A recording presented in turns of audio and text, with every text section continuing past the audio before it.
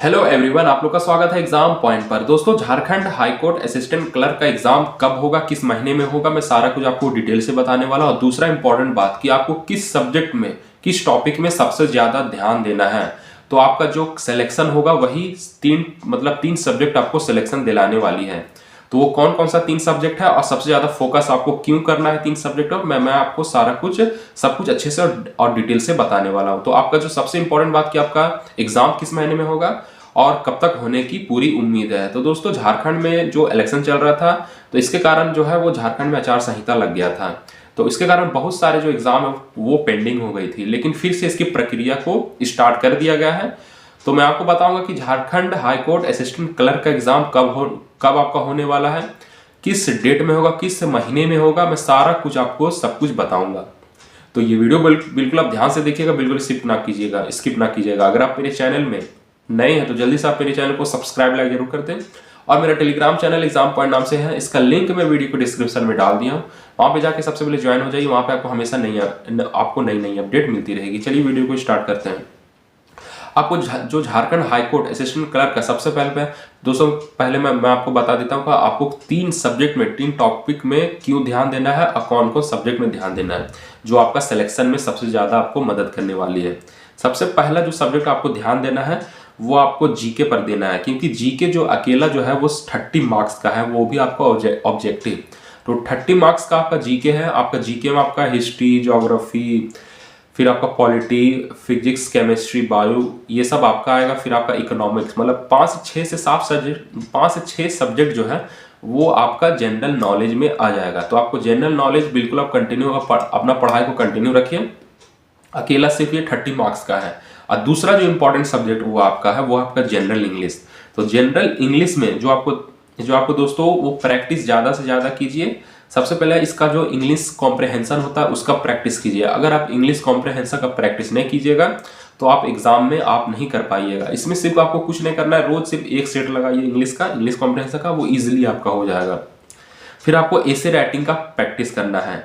तो अगर आप एसे राइटिंग में, मतलब इंग्लिश आपका बिल्कुल इजी सब्जेक्ट है। टोटल जो भी इसमें सिलेबस में दिया है, सबसे इजी सब्जेक्ट जो है वो आपका इंग्लिश सब्जेक्ट है। तो इंग्लिश और दूसरा जीके आपको ज़्यादा फोकस करना है। तो इंग्लिश में आपका इंग्लिश ग्रामर आ जाएगा, इंग्लिश वर्ड पावर आ जाएगा, आपका इंग्लिश से कॉम्प्रहेंशन आ जाएगा। ये सारा आपका इजी सब्जेक्ट है, आपका इजी टॉपिक है। फिर दूसरा जो आपका है वो आपका जनरल नॉलेज में आपको बता दिया हूँ, 5 से 6 सब्जेक्ट इसमें आता है, तो वो सब आपको फोकस कीजिए। फिर आपका तीसरा आता है रीजनिंग। तो रीजनिंग ज़्यादा नहीं, सिर्फ आप रोज पर डे 25 मिनट रोज प्रैक्टिस कीजिए। कोई भी प्रीवियस ईयर क्वेश्चन को उठाइए, रोज प्रैक्टिस कीजिए। इससे ज़्यादा कुछ नहीं, आपको कहीं से क्लास लेने की कोई ज़रूरत नहीं है, सिर्फ आप प्रैक्टिस कीजिए बस। जो सबसे टफ जो है वो मैथ्स है, क्योंकि मैथ्स बहुत सारे कैंडिडेट से नहीं हो पाता है, इसलिए जो मैथ्स पे ज़्यादा फोकस मत कीजिए। आपको मैं आपको 3 सब्जेक्ट बताया हूँ। पहला मैं इंग्लिश, जीके और रीजनिंग, 3 सब्जेक्ट में ज़्यादा फोकस कीजिए। आपका आसानी से सिलेक्शन हो जाएगा आपका कंप्यूटर आपका जो इंटरव्यू में। तो इसलिए आप ग्रुप 1 में आप इंग्लिश और ग्रुप 2 में जीके और ग्रुप 3 में रीजनिंग पर ज़्यादा फोकस कीजिए। और जो आपको दूसरा प्रायोरिटी देना है वो मैथ पर देना है। मैथ में रोज 1 घंटा दीजिए, 1 से 2 घंटा वो काफ़ी है।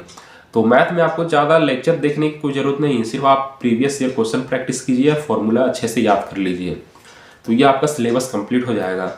और दूसरा इंपॉर्टेंट बात कि आपको कंप्यूटर स्किल टेस्ट होगा। इसमें आपको ज़्यादा दिमाग खर्चा करने का कोई ज़रूरत नहीं है, इसमें सिर्फ आपको क्वालिफाई करना है। आपको नंबर वगैरह इसमें नहीं मिलने वाला, आपको 5 मिनट का टाइम दिया जाएगा, फिर आपको टाइपिंग टेस्ट लिया जाएगा। सिंपली आपको क्वालिफाई कर जाना। मेन जो आपको सबसे मोस्ट इंपॉर्टेंट बात मैं आपको बता दूं कि आपको जो सिलेक्शन दिलाएगा ना वो आपको रिटन टेस्ट ही दिलाएगा। सिलेक्शन इंटरव्यू मात्र आपका देखा जाए तो मेरे ख्याल से 15 मार्क्स का आपका इंटरव्यू होगा। तो 15 मार्क्स का जो इंटरव्यू होगा वो ज़्यादा कोई स्कोर नहीं है। जो मेन आपको जो सिलेक्शन दिलाएगा वो रिटन एग्जाम ही आपको सिलेक्शन दिलाएगा। और दूसरा मैं आपको अपडेट दे दूं कि इसका जो एग्ज़ाम होने वाला है वो आपका दिसंबर में नहीं होगा, मैं आपको बता देता हूं, क्योंकि दिसंबर में जो है वो बहुत ज़्यादा हॉलीडे है आपका दिसंबर महीने में। और जनवरी में लगभग दोस्तों मैं आपको बता दूं कि जनवरी में आपका जो प्रक्रिया है वो स्टार्ट हो जाएगी। और आपका जो एग्ज़ाम है वो फरवरी तक, जनवरी के लास्ट में या फिर फरवरी में आपका जो एग्ज़ाम है वो होने वाला है। तो मार्च से पहले, मतलब फरवरी तक आपका जो एग्ज़ाम है वो झारखंड हाईकोर्ट असिस्टेंट क्लर्क का एग्ज़ाम होने वाला है। तो बिल्कुल आप लोग निश्चिंत रहिए, आपका एग्ज़ाम बहुत जल्द होगा। दिसंबर में तो नहीं होने वाला, ये बिल्कुल कंफर्म मैं बोल रहा हूँ आपको। आपका जनवरी में बिल्कुल चांस कम है, अगर होगा तो लास्ट जनवरी तक होगा, लेकिन फरवरी में आपको मैं बता दूं कंफर्म आपका फरवरी में एग्ज़ाम हो जाएगा। तो अगर किसी कारण से डेट बढ़ जाए तो अलग बात है, लेकिन जहाँ तक अपडेट अभी निकल कर आ रही है कि आपका फरवरी में एग्ज़ाम होने वाला है। इसकी प्रक्रिया जनवरी से शुरू हो जाएगी या फिर लास्ट दिसंबर से। तो इसी तरह आप मेरे चैनल से हमेशा रोज नई अपडेट लेना चाहते हैं तो जल्दी से आप मेरे चैनल को सब्सक्राइब लाइक जरूर कर दें, और मेरा टेलीग्राम चैनल से जुड़ जाइए। इसका लिंक मैं वीडियो के डिस्क्रिप्शन में डाल दिया हूँ, तो वहाँ पे आपको हमेशा नई अपडेट मिलती रहेगी। तो फिर मिलते हैं नेक्स्ट वीडियो में, जब तक के लिए जय हिंद।